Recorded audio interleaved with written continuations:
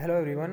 Now in our structure, today we are going to see our next topic, condition of equilibrium for coplanar parallel forces. So before we going to see our next topic, in a previous video we saw that our most important chapter समतुल्य असंगामी बड़ों coplanar non-concurrent forces. So in that chapter we saw that what is coplanar non-concurrent forces, then after what is moment of force. So બળ ધૂર્ણ equal to બળ ગુણ્યા કાર્યબિંદુથી બળની રેખાનું લંબ અંતર એકમ newton metre અથવા કિલો ન્યૂટન મીટર બરાબર. બળ ધૂર્ણ એટલે બળની પદાર્થને નિશ્ચિત બિંદુની આસપાસ ગોળ ગોળ ફેરવવાનું વલણ. બરાબર. બળ ધૂર્ણના બે પ્રકાર છે, દક્ષિણાવર્તી ધૂર્ણ અને વામવર્તી ધૂર્ણ.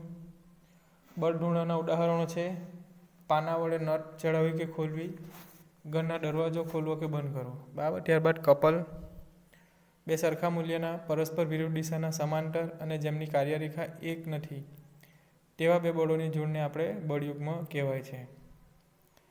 જે વસ્તુને ઘડિયાળની કાંટામાં દિશામાં ફેરવે છે તેને ધન ગણવામાં આવે છે. જે વસ્તુને ઘડિયાળની કાંટાની વિરુદ્ધ દિશામાં ફેરવે તેને ઋણ ગણવામાં આવે છે.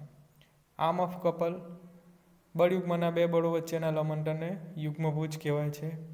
મોમેન્ટ ઓફ કપલ, બળ ઇન્ટુ યુગ્મભુજ M equal to P into A. બળયુગ્મના ઉદાહરણો છે કમાનવાળી ઘડિયાળને ચાવી ભરવી, વાલવાનું ગોળ ચક્કર ફેરવવું, મોટાના સ્ટિયરિંગ વ્હીલને હાથ વડે ફેરવવું. ત્યારબાદ જોયું હતું વેરેગોનન્સ પ્રિન્સિપલ ઓફ મોમેન્ટ. જો કોઈ વસ્તુ પર ઘણા બધા સમતલ્ય બળો લાગતા હોય તો આ બધા બળોનું કોઈ એક બિંદુ આગળ ધૂર્ણ તે બધા બળોના પરિણામી બળના ધૂર્ણ બરાબર થાય છે, જેને વેરેગોન્સનો સિદ્ધાંત કહેવામાં આવે છે. બળયુગ્મના ગુણધર્મો, પ્રોપર્ટીઝ ઓફ કપલ. બળયુગ્મના ગુણધર્મો નીચે મુજબ છે. બળયુગ્મ પેદા કરતા બે બળોનો બેઝિક સરવાળો શૂન્ય થાય છે, એટલે કે પરિણામી બળ શૂન્ય થાય. બળયુગ્મ પેદા કરતા બે બળોના તે સમતલમાંના કોઈ પણ બિંદુ આગળ મોમેન્ટનો બેઝિક સરવાળો બળયુગ્મ ધૂર્ણ જેટલો થાય. બળયુગ્મને સંતુલિત કરવા તેના જેટલા જ મૂલ્યનું પરંતુ વિરુદ્ધ દિશાનું બળયુગ્મ લગાડવું પડે છે. બળયુગ્મને એક બળ વડે સંતુલિત કરી શકાય નહીં. અનેક સમતલ્ય બળયુગ્મનો બેઝિક સરવાળો કરી તેઓને એક સમતુલ્ય બળયુગ્મમાં ફેરવી શકાય છે. બરાબર. ત્યારબાદ એક્ઝામ્પલ જોયા હતા. બરાબર છે. હોરિઝોન્ટલ વર્ટિકલ ફોર્સ કઈ રીતે ફાઇન્ડ કરશું, રિઝલ્ટન્ટ કઈ રીતે ફાઇન્ડ કરશું. બરાબર. નેક્સ્ટ ટોપિક છે સમતલ્ય સમાંતર બળોના સમતોલનની શરતો. બરાબર છે. Condition of equilibrium for coplanar parallel forces. તો સમતલ્ય સમાંતર બળોના સમતોલનની શરતો નીચે મુજબ છે કે બધા જ બળોનો બેઝિક સરવાળો શૂન્ય થવો જોઈએ. Summation P equal to 0, summation H equal to 0 અથવા summation B equal to horizontal vertical force is equal to 0. કોઈપણ એક બિંદુએ બધા બળોની મોમેન્ટનો બેઝિક સરવાળો શૂન્ય થવો જોઈએ. બરાબર. કે કોઈપણ એક બિંદુએ એક પોઈન્ટ ઉપર બધા જ બળોની મોમેન્ટનો બેઝિક સરવાળો કેવો થવો જોઈએ? શૂન્ય. Summation M equal to 0.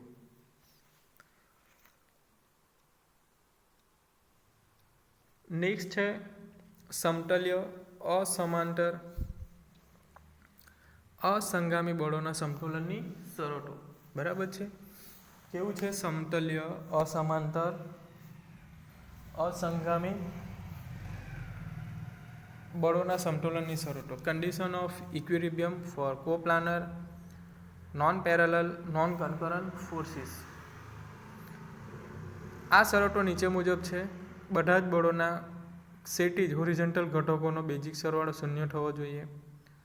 Summation H equal to 0.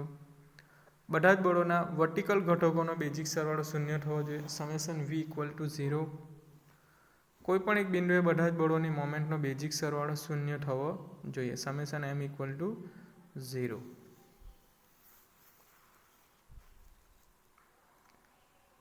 બરાબર. બીમના પ્રકારો, ટાઈપ્સ ઓફ બીમ,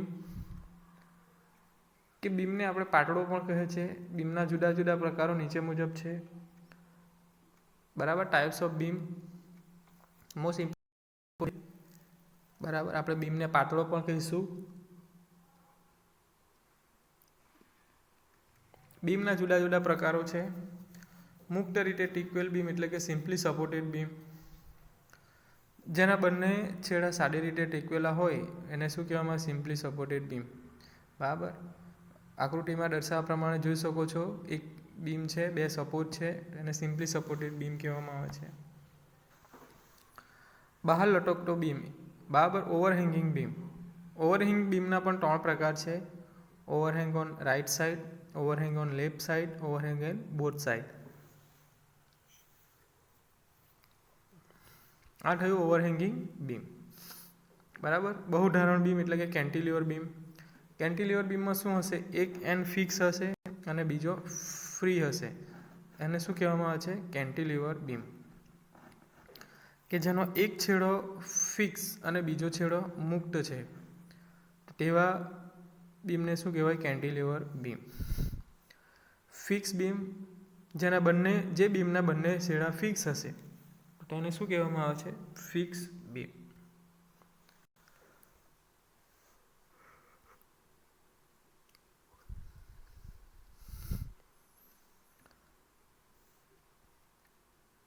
બહુ આધારિત અથવા તો 2 કરતાં વધારે કન્ટિન્યુઅસ બીમ, કે જેમાં બીમને 2 કરતાં વધારે ટેકા ઉપર ટેકવેલ હોય તો તેને શું કહેવામાં આવે છે? Continuous beam. છેડા પર ટેકવેલ બહુધારણ બીમ કે પ્રોપ કેન્ટિલીવર બીમ. જ્યારે કેન્ટિલીવર બીમને મુક્ત છેડે ટેકો આપવામાં આવે તો તેને પ્રોપ કેન્ટિલીવર બીમ કહેવામાં આવે છે. બરાબર છે. તો આ થયા different type of beam. Simply supported beam, overhanging beam, cantilever beam, fix beam અને કન્ટિન્યુઅસ બીમ તથા prop cantilever beam. Now next is types of load. Beam પર 3 પ્રકારના ભાર લાગે છે. પોઈન્ટ લોડ, સમવિપરીત ભાર, સમપરિવર્તી ભાર. બરાબર છે. તો ટાઈપ્સ ઓફ લોડ, તો બીમ પર 3 પ્રકારના લોડ લાગે છે. Point load, concentrated load. બરાબર છે. અહીં W1 અને W2 બંને પોઈન્ટ લોડ છે. બરાબર છે. W1 W2 પોઈન્ટ લોડ છે. એ બી. કોઈ એક બિંદુએ કેન્દ્રિત થયેલા ભારને બિંદુ ભાર કહે છે. પોઈન્ટ લોડને N અથવા તો કિલોન્યુટન જેવા એકમથી દર્શાવે છે, જેમ કે 20 કિલોન્યુટન, 500 ન્યૂટન, 60 કિલોન્યુટન. બરાબર. પોઈન્ટ લોડને ડાઉન એરાની નિશાનીથી દર્શાવાય છે. આ થયું પોઈન્ટ લોડ ઓર કોન્સન્ટ્રેટેડ લોડ. બરાબર છે. ચાલો, સમવિપરીત ભાર, યુનિફોર્મલી ડિસ્ટ્રીબ્યુટેડ લોડ, કે બીમની લંબાઈ પર એક સરખી રીતે પથરાયેલા કે એક સરખી રીતે વહેંચેલા ભારને સમવિપરીત ભાર કહેવામાં આવે છે. Uniformly distributed load. ટૂંકમાં તેને UDL પણ કહેવાય છે. બરાબર છે. Uniformly distributed load.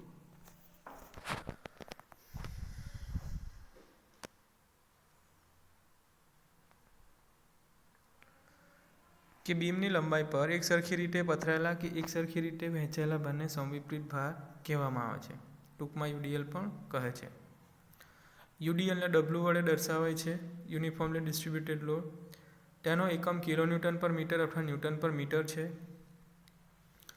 જેમ કે 25 kilonewton per metre is equal to 1 metre લંબાઈ પર કુલ 25 કિલોન્યુટન ભાર લાગે. 100 newton per metre is equal to 1 metre લંબાઈ પર કુલ 100 ન્યૂટનનો ભાર લાગે. UDLને સંજ્ઞા વડે નિશાનીથી દર્શાવાય છે. બરાબર છે. ચલો, નેક્સ્ટ થયું સમપરિવર્તી ભાર, યુનિફોર્મલી વેરિંગ લોડ, કે બીમની લંબાઈ પર એક સરખી રીતે વધતા જતા કે ઘટતા જતા ભારને સમપરિવર્તી ભાર, યુનિફોર્મલી વેરિંગ લોડ કહેવામાં આવે છે. બીમની લંબાઈ પર એક સરખી રીતે વધતા જતા કે ઘટતા જતા ભારને સમપરિવર્તી ભાર કહેવામાં આવે છે. તેનું મૂલ્ય એક છેડે શૂન્યથી વધતું જાય, બીજા છેડે W કિલોન્યુટન પર મીટર થાય છે. બરાબર. શરૂઆતમાં ઇન્ટેન્સિટી 0 હશે અને એન્ડ ઉપર મેક્સિમમ થશે. તો તેવાને શું કહેવામાં આવે છે? Uniformly varying load. બરાબર છે, યુનિફોર્મલી વેરિંગ લોડ. ચાલો, આધારના પ્રકારો અને ટેકાના પ્રકારો. Type of support. આધારના પ્રકારો અને ટેકાના પ્રકારો. Type of support. આધારના જુદા જુદા પ્રકારો નીચે મુજબ છે: simple support, hinge support, roller support and fix support. બરાબર છે. આધારના જુદા જુદા પ્રકારો નીચે મુજબ છે: simple support, hinge support, roller support and fix support. ચલો, સિમ્પલ સપોર્ટ. આ પ્રકારના આધારમાં બીમ આધાર પર સરળ રીતે ટેકવવામાં આવે છે. બીમ અને આધાર વચ્ચે કોઈ જોડાણ રચવામાં આવતું નથી. આ પ્રકારના ટેકામાં માત્ર ઉર્ધ્વ દિશામાં જ પ્રતિક્રિયા ઉત્પન્ન થાય છે, બીજી કોઈ દિશામાં પ્રતિક્રિયા ઉત્પન્ન થતી નથી. Simple support. બરાબર. Hinge support. હિન્જ સપોર્ટમાં શું થશે કે આ પ્રકારના ટેકામાં બીમનો છેડો ટેકા સાથે મિજાગરાથી જોડાયેલો હોય છે. હિન્જ પોઈન્ટ હશે. આવા ટેકામાં બીમ આગળ પાછળ ખસી શકતું નથી, પરંતુ કોઈ પણ દિશામાં ફરી શકે છે, રોટેશન થઈ શકે છે. આવા ટેકામાં ઉર્ધ્વ દિશામાં વર્ટિકલ, હોરિઝોન્ટલ અને ઇન્ક્લાઇન પ્રતિક્રિયા ઉત્પન્ન થઈ શકે છે. Roller support. રોલર આધાર કે આ પ્રકારના ટેકામાં ટેકા નીચે રોલર ગોઠવેલા હોવાથી બીમ સપાટી પર આગળ પાછળ સરકી શકે છે. આવા ટેકામાં રોલર જે સપાટી પર ટેકવેલ હોય તે લંબ દિશામાં જ પ્રતિક્રિયા ઉત્પન્ન થાય છે. આવા ટેકા સામાન્ય રીતે પુલના છેડા વાપરવામાં આવે છે, જેથી વાહનો દ્વારા લગાવાતી બ્રેક કે તાપમાનમાં ફેરફાર થવાથી રોલર સરકે છે અને પુલના પિલરના બાંધકામને નુકસાન થતું નથી. Fix support. આ પ્રકારના ટેકામાં બીમને દિવાલ કે કોલમમાં જડી દેવામાં આવે છે. બીમ આગળ પાછળ ખસી શકતું નથી કે કોઈ પણ દિશામાં ફરી શકતું નથી, રોટેશન થતું નથી. આવા ટેકામાં વર્ટિકલ, હોરિઝોન્ટલ કે ઇન્ક્લાઇન રિએક્શન આવી શકે છે, મોમેન્ટ પણ આવી શકે છે. નેક્સ્ટ છે જુદા જુદા પ્રકારના બળોની મોમેન્ટ કેવી રીતે લેવી. How to take moment of different type off load. So consider clockwise moment is positive, anti clockwise moment is negative. બરાબર. જ્યારે ક્લોકવાઇઝ એટલે કે ઘડિયાળની દિશામાં મોમેન્ટ હશે તો એને આપણે પોઝિટિવ ગણીશું. ઘડિયાળની દિશાની વિરુદ્ધ હશે તો એને આપણે નેગેટિવ ગણીશું. આકૃતિમાં એક બીમ દર્શાવ્યો છે AB. 30 કિલોન્યુટન અને 20 કિલોન્યુટનના 2 મીટર ડિસ્ટન્સ ઉપર 30 કિલોન્યુટનનો લોડ લાગે છે. 1.5 ડિસ્ટન્સ પર 20 કિલોન્યુટન લોડ લાગે છે. એના માટે આપણે મોમેન્ટ ફાઇન્ડ કરવાનું છે. Moment is equal to force multiply by distance. બરાબર. 30 કિલોન્યુટનના એ પોઈન્ટથી આપણે મોમેન્ટ લઈશું. 30 ગુણ્યા ડિસ્ટન્સ કેટલું છે 2 પ્લસ 20 ગુણ્યા ડિસ્ટન્સ કેટલું છે 2 વત્તા 1.5, સો ઇટ ઇઝ 3.5. સો MA equal to 130 kilonewton into metre. બરાબર. સેકન્ડ ફિગર આપી છે. બે ડાઉનવર્ડ ફોર્સ લાગે, એક અપવર્ડ ફોર્સ લાગે છે. ડાઉનવર્ડ પોઝિટિવ, અપવર્ડ નેગેટિવ આવશે. એ પોઈન્ટ પરથી લઈશું તો MA is equal to 20 into 2 minus 30 into 4, 2 plus 2 4 plus 12 into 4 plus 3 7, so it is 4 kilonewton into metre. ચાલો નેક્સ્ટ છે UDL લાગે છે. કેટલા ડિસ્ટન્સ પર લાગે છે 4, તો 20 ઇન્ટુ 4 પોઈન્ટ લોડ થયો, કેટલા ડિસ્ટન્સ પર લાગશે, ડિસ્ટન્સ હાફ થઈ જશે એટલે 2, so it is 160 kilonewton into metre. બરાબર. સેમ છે third example. Fourth example point load અને UDL લાગે છે 50 કિલોન્યુટન 2 મીટરના એન્ટર પર લાગે છે 50 ગુણ્યા 2 પ્લસ UDLના પોઈન્ટ લોડમાં કન્વર્ટ કરશું એટલે 30 ઇન્ટુ 3 પ્લસ ટોટલ ડિસ્ટન્સ કેટલું થશે 3 divided by 2, it is 1.5. So 4 plus 1.5, so it is 5.5. So 30 into 3 into 5.5. So it is 595 kilonewton into meter. So in this way, we can find moment at any point. So here different type of beam: simply supported beam, overhanging beam, cantilever beam, fixed beam and continuous beam. prop cantilever beam. Then after types of load, point load, uniformly distributed load, uniformly varying load. Types of support: simple support, hinge support, roller support, and fixed support. And moment: clockwise moment positive, anti-clockwise moment negative.